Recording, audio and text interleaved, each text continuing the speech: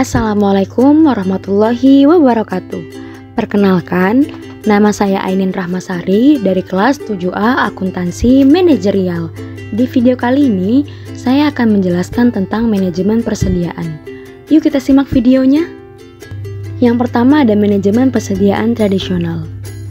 Secara umum, perusahaan dengan tingkat persediaan yang lebih tinggi daripada pesaing cenderung berada di posisi kompetitif yang lemah. Persediaan dan bagaimana mengelolanya berkaitan erat dengan kemampuan perusahaan mendapatkan keunggulan kompetitif untuk menghasilkan uang sekarang dan di masa mendatang. Kebijakan manajemen persediaan telah menjadi sebuah senjata kompetitif. Biaya persediaan. Permintaan akan produk atau bahan diketahui dengan pasti untuk periode waktu tertentu, biasanya 1 tahun, di mana terdapat 2 biaya utama yang terkait dengan persediaan. Jika persediaan berupa bahan baku barang yang dibeli dari sumber luar, maka biaya yang terkait dengan persediaan tersebut disebut sebagai biaya pemesanan dan biaya penyimpanan. Dan jika bahan atau barang diproduksi secara internal, maka biayanya disebut biaya persiapan dan penyimpanan. Lalu ada biaya pemesanan atau ordering cash, yaitu biaya yang melakukan pesanan dan menerima pemesanan. Contohnya, mencakup biaya pemrosesan pesanan biaya atau biaya klerikal dan dokumen, biaya asuransi untuk pengiriman, dan biaya persiapan dan biaya penyimpanan. Lalu ada biaya persiapan atau setup cash, adalah biaya penyiapan peralatan dan fasilitas sehingga dapat digunakan untuk memproduksi atau komponen tertentu. Contohnya, upah pekerja bagian produksi yang menganggur atau idle, biaya fasilitas produksi yang mengatur atau laba yang hilang, dan biaya uji coba produksi seperti tenaga kerja, bahan, dan overhead. Lalu ada biaya penyimpanan atau carrying cost, yaitu biaya untuk penyimpanan persediaan. Contohnya adalah asuransi, pajak persediaan, keusangan, biaya oportunitas dana yang terkait dalam persediaan, biaya penanganan, dan ruang penyimpanan.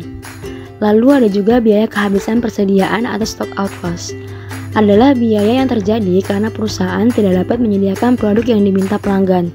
Contohnya adalah penjualan yang hilang saat ini maupun masa mendatang, biaya ekspedisi, serta biaya akibat produksi yang terputus. Lalu ada EOQ dan manajemen persediaan. Pendekatan tradisional untuk mengelola persediaan dikenal sebagai sistem just in case. Dalam beberapa keadaan, sistem persediaan just in case sangat tepat secara keseluruhan. Contohnya, rumah sakit memerlukan persediaan peralatan medis, obat-obatan, dan perlengkapan penting lainnya sepanjang waktu untuk dapat menangani situasi darurat. Penggunaan pesanan ekonomis bersama dengan persediaan pengaman adalah sangat masuk akal dalam lingkungan seperti itu. Lalu ada manajemen persediaan GIT. GIT adalah pendekatan manufaktur yang menyatakan bahwa barang harus ditarik melewati sistem oleh permintaan saat ini daripada didorong melalui sistem pada schedule tetap berdasarkan permintaan yang diantisipasi. Salah satu pengaruh GIT adalah mengurangi persediaan hingga ke tingkat yang lebih rendah. Usaha untuk mencapai tingkat persediaan yang tidak signifikan adalah penting bagi kesuksesan GIT. GIT mempunyai 2 tujuan strategi, yaitu meningkatkan laba dan memperbaiki posisi kompetitif perusahaan.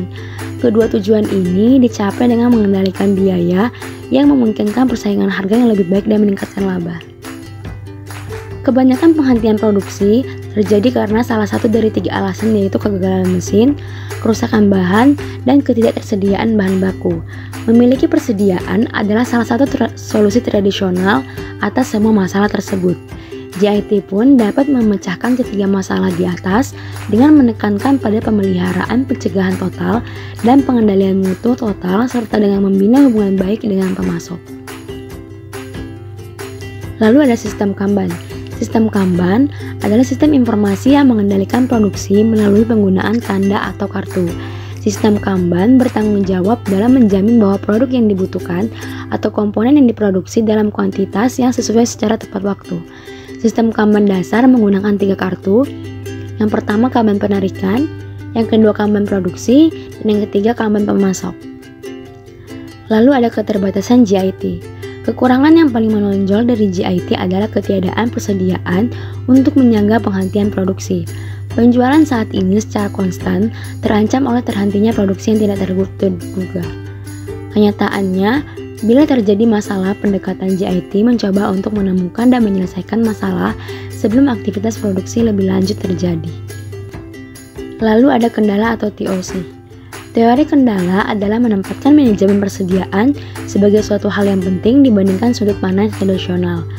TOC mengakui bahwa penurunan persediaan akan mengurangi biaya penyimpangan dan demikian menurunkan beban operasi dan memperbaiki laba bersih.